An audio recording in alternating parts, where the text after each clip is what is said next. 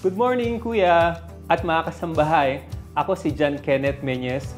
Ngayong araw, panibagong business idea muli ang hatid namin sa inyo. Taste the sweet success of chocolate souvenir business gamit ang inyong creativity at ang maliit na puhunan. Tara at sama-sama tayong matuto at kumita dito sa Bread and Butter.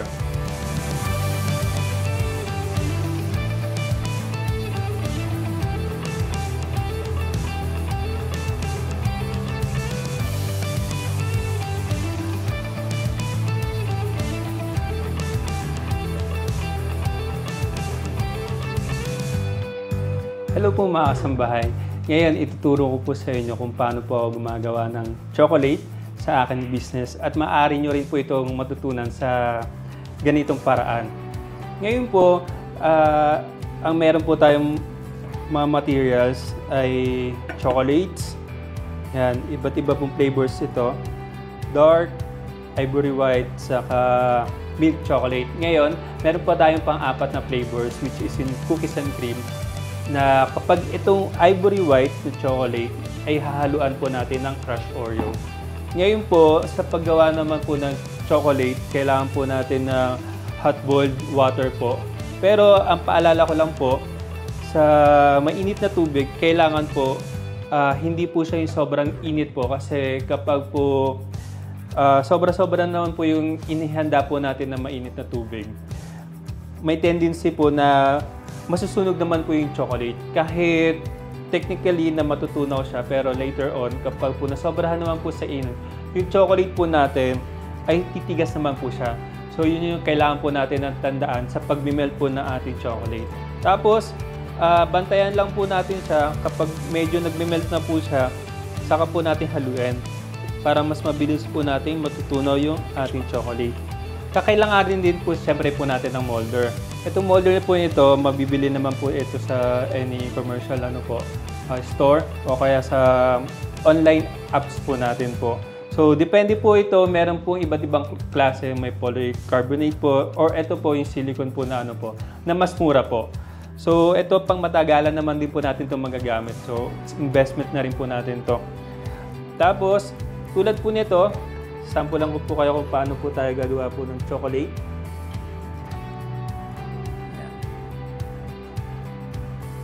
Yan. Saktuhin lang po natin to para hindi masyado pong makalat.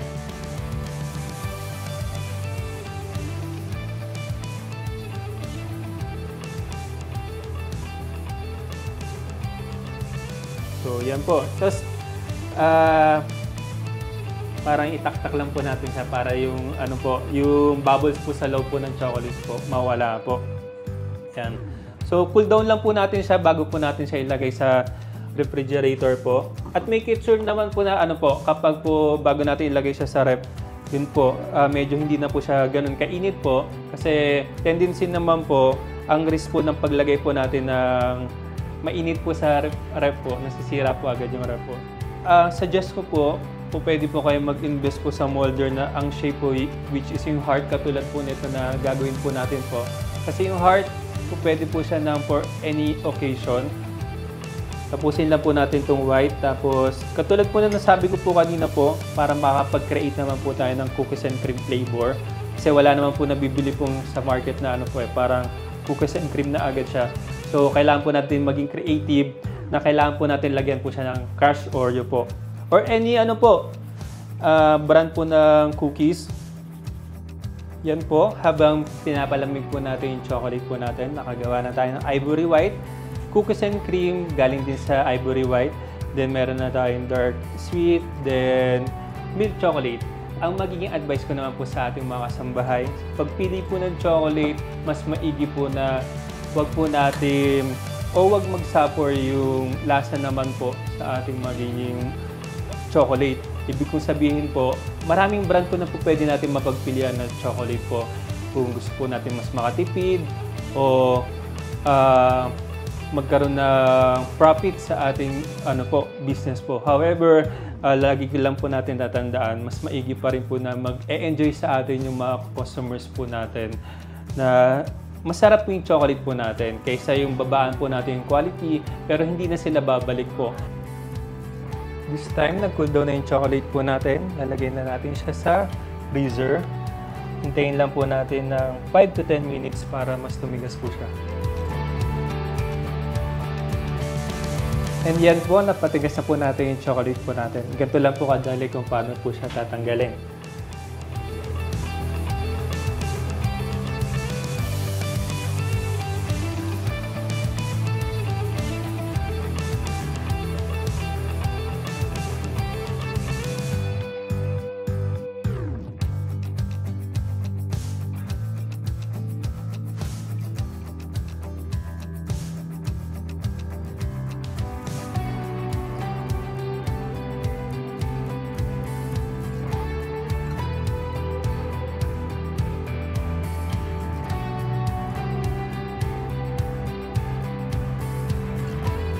Mga kasambahay, palagi nating tatandaan na sa pagnenegosyo, kapag may tiyaga ay may pagpapala.